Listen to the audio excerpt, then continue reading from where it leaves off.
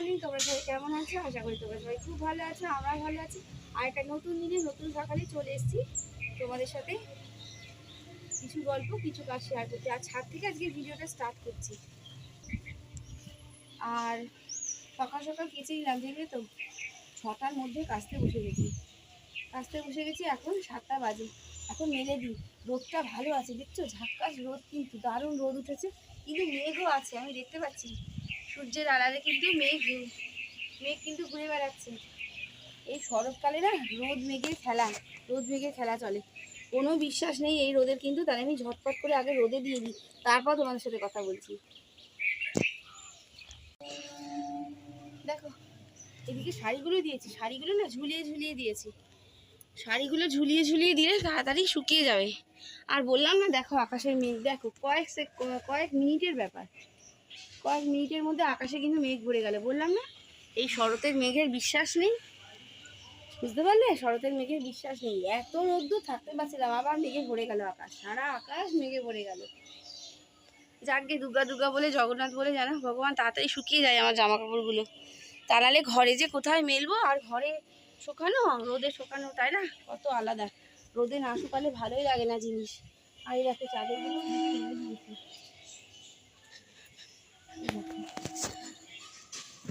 সারা ছাদে কাপড় জামা।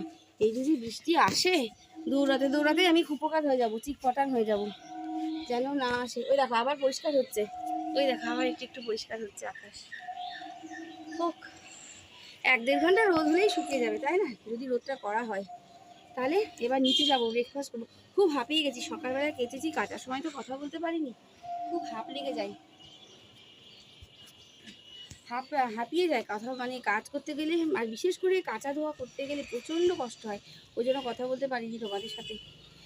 আর দূরে কাছে দেশ বিদেশ থেকে যেখান থেকে আমার বন্ধুরা দেখছো, তাদের জন্য থাকলো অনেক অনেক ভালোবাসা।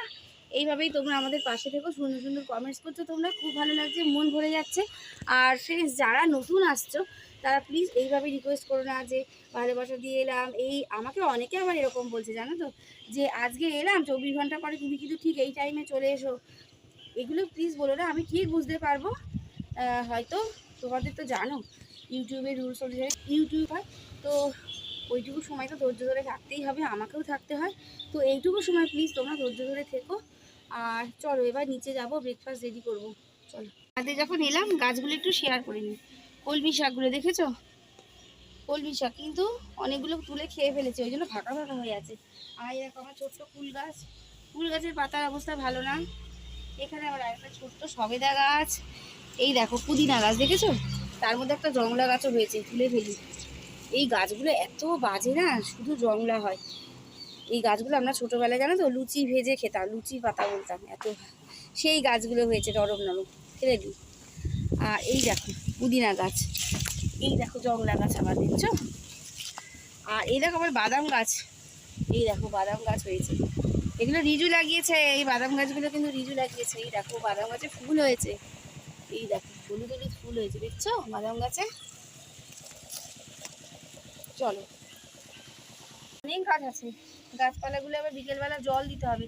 কিছু টবে রিজুর বাবা জল দেয়, আর কিছু আমি দিই, শেয়ার করে দিই। এত টব একজনের পক্ষে জল দেওয়া রোজ সম্ভব না, ওই জন্য রিজুর বাবা কিছুটা দেয়, ভাগ করে নিয়েছি আমরা দুজনে, জানো তো। কিছুটা আমি দিই, কিছুটা রিজুর বাবা দেয়। আর হাওয়াও দিচ্ছে, হাওয়াটা দিচ্ছে বলে না বেশ ভালো লাগছে, হালকা হালকা রোদ আর হাওয়াটাও দিচ্ছে, তো ওই জন্য ভালো লাগছে। এই দেখো আবার রোদ উঠে যাচ্ছে। চলো এবার নিচে যাই, অনেক কাজ পড়ে আছে।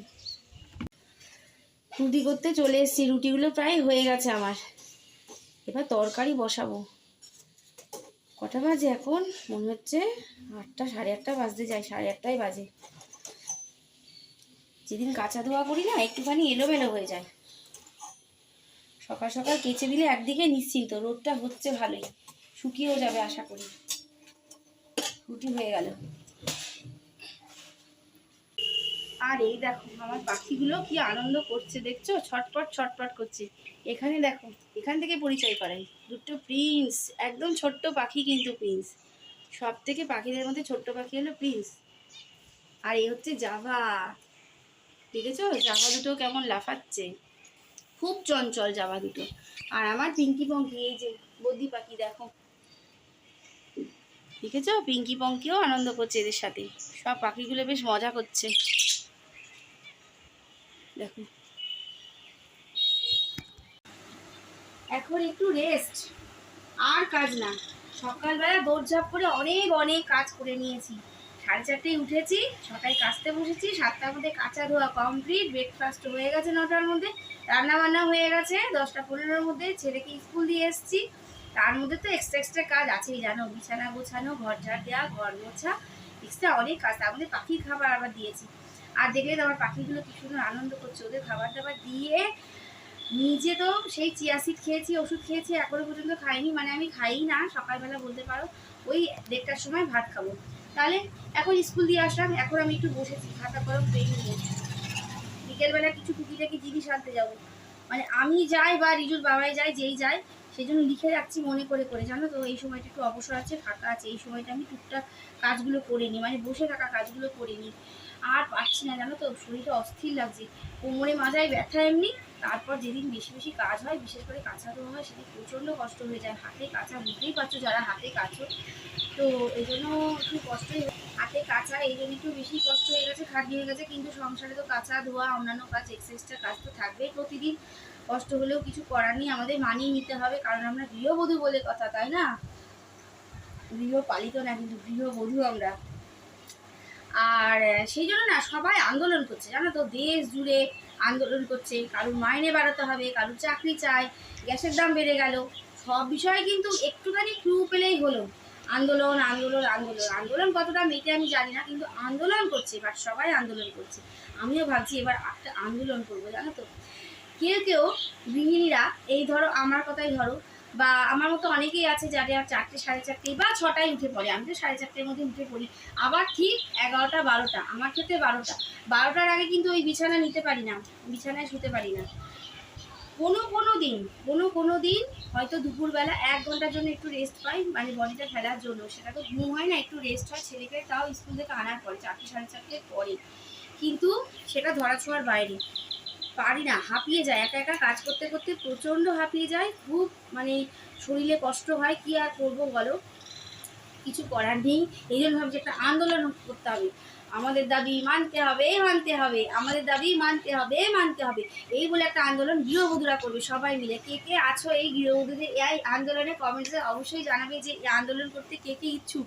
সত্যি একটা করে যদি ছুটি হয় না আমাদের, কি মজাটা হয় বলো তো, মানে কেউ ফ্যামিলির কেউ হয়তো একটু রান্নাবান্না করে দিল, সে যাই পারে, কিংবা একটু দোকান থেকে খাবার দাবার কিনে আনলো, সেটা তো মানে কি বলবো খরচ খরচার ব্যাপার।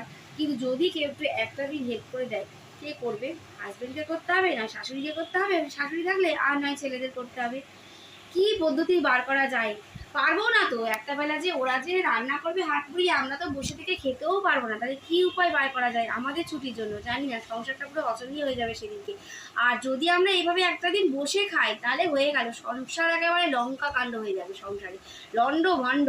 এখানকার জামা কাপড় ওখানে, বাসন এখানকার থেকে ওখানে, একটা বাসনের জায়গায় 5টা বাসন রান্নাঘরে ছড়ানো ছেটানো, সে বাবা, তার থেকে বাবা নিজে করে নেওয়াই ভালো, তাই না? বেটার। কিন্তু সত্যি প্রত্যেক দিন এইভাবে আর ভালোও লাগে না, যে ওই থোড়বড়ি খাড়া খাড়াবড়ি থোড়, ওই সকালে উঠে রন্ধনশালায় ডিউটি, ছেলে স্কুল দেওয়া, সবাইকে ব্রেকফাস্ট রেডি করে দেওয়া, নিজের জন্য সময় সত্যিই পাচ্ছি না গো। তাই কী উপায় বার করতে হবে তোমরা অবশ্যই জানাবে। গৃহবধূদের জন্য, গৃহবধূদেরও একটা দিন রিলিফ নেওয়া দরকার। আচ্ছা সপ্তাহে নয় বাদই দিলাম, মাসে একটা দিন ছুটি, সেটা তো হবে, কি বলো তোমরা? পারি না, একটা সময় না খুব মাথা গরম হয়ে না, শরীরের উপর খিজালত হয়ে যায়, মানে শরীরের কষ্টটা প্রতিফলন দেয় ওই রাগের মাধ্যম দিয়ে, তাই তো? কিন্তু কার উপর আর রাগ দেখাবো, আছে কে শোনার জন্য? তাই তোমাদেরকে কিছু শেয়ার করলাম। তাহলে আমাদের দাবি মানতে হবে, কজন রাজি আছে অবশ্যই কমেন্টসে জানাবে। আর আমি লিখে ফেলি কী কী আনতে হবে বিকেলবেলায়। ভিডিওটা আর বড় করবো না, প্লিজ তোমরা বড় হয়ে গেলে মানিয়ে নিয়ে দেখো। আর লাইক সাবস্ক্রাইব কমেন্ট তো করতেই হবে, শেয়ার করতে হবে, এইভাবে আমাদের পাশে থাকতে হবে। আর তোমাদের সকলের জন্য অনেক অনেক ভালোবাসা রইল আমাদের পরিবার থেকে। ভিডিওটা আজকে শেষ করছি এখানেই, দেখা হচ্ছে নেক্সট ভিডিওতে নেক্সট সকালে। তাহলে আজকের মতো টাটা। একদিনও ছুটি নেই, সেই যে সংসারে ঢুকেছি বিয়ের পর এসে হাল ধরেছি, সেই হাল মনে হয় চিতায় না যাওয়া পর্যন্ত শেষ হবে না, তাই না? কাজ করতেই আছি, কোনো ছুটি নেই। অফিসে যারা চাকরি করছে তাদের সপ্তাহে একদিন ছুটি, যারা ব্যবসা করছে তাদের একদিনের জন্য দোকান বন্ধ, স্টুডেন্টদের শনি রবিবার দোকান এই স্কুল বন্ধ, কলেজে যারা পড়ছে তাদের কলেজ বন্ধ।